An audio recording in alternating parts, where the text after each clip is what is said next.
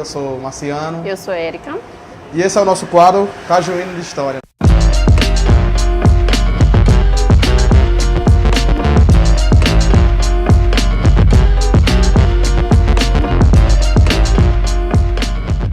Vamos falar um pouco de uma notícia que gerou muita polêmica nesse ano, no meio desse ano, que foi a questão do Museu de Arte Moderna de São Paulo e a questão do Queer Museu, que foi a exposição do Santander de Porto Alegre. São dois casos emblemáticos que nos fizeram refletir sobre o que seria arte, porque foram dois casos que chocou.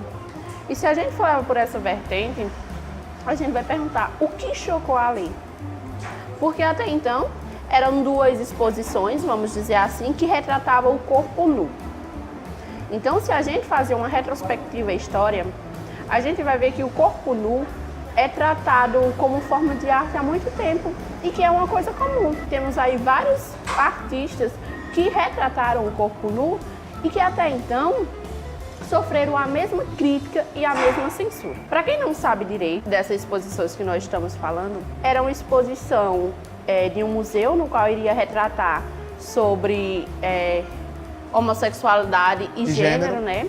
E até então essa exposição, ela causou censura.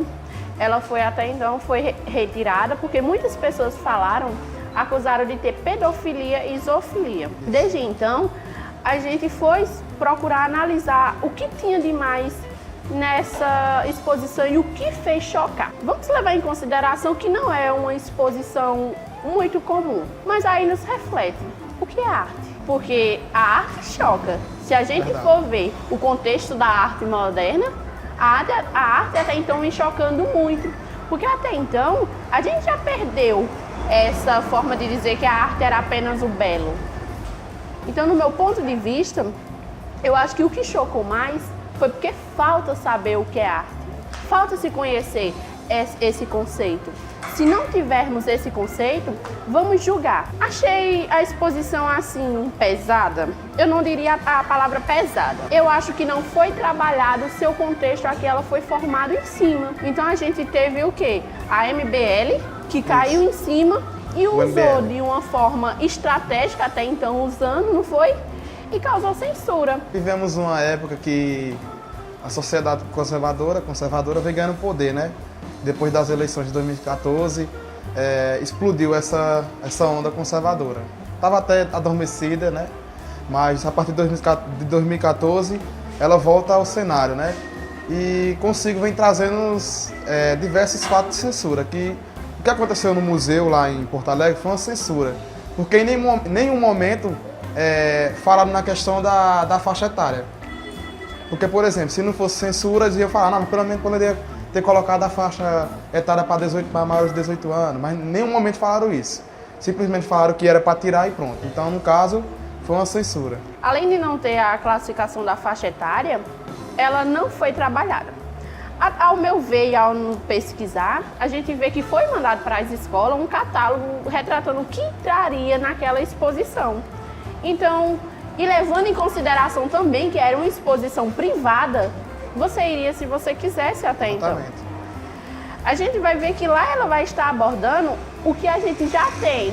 Porque, tipo, vai ter um quadro lá mesmo que vai retratar o quê? Uma mulher com seios e com um pênis.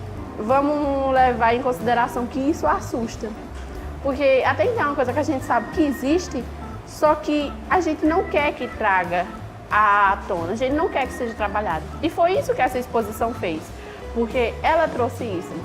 Dentro dessa exposição a gente tinha isso, a gente tinha a humanização de Cristo, onde eles vão usar a forma de Cristo no sentido mais humano. E a gente vai ver que o que vai prevalecer é a presença do corpo nu. E o que vai chocar é o corpo nu. Como eu falei, eles acreditam que aquilo é uma pedofilia, principalmente a imagem da criança. Só que é bem comum na arte a gente ver o corpo nu desde que não tem erotização. E se a gente levar mais na arte moderna, a gente vai ver que era comum também ter a erotização do corpo. É comum a gente ter isso. Aí se a gente levar também em consideração a exposição de São Paulo, onde era um corpo nu, aí pergunta, o que foi que chocou lá? Lá o que chocou foi o fato de uma criança estar em contato com um homem nu. É importante enfatizar que até então um corpo nu é apenas um corpo nu desde que não haja erotização. Na sala, antes de entrar, vinha informando do que se trataria naquela sala e a gente tem que ver a educação, qual seria a educação tratada.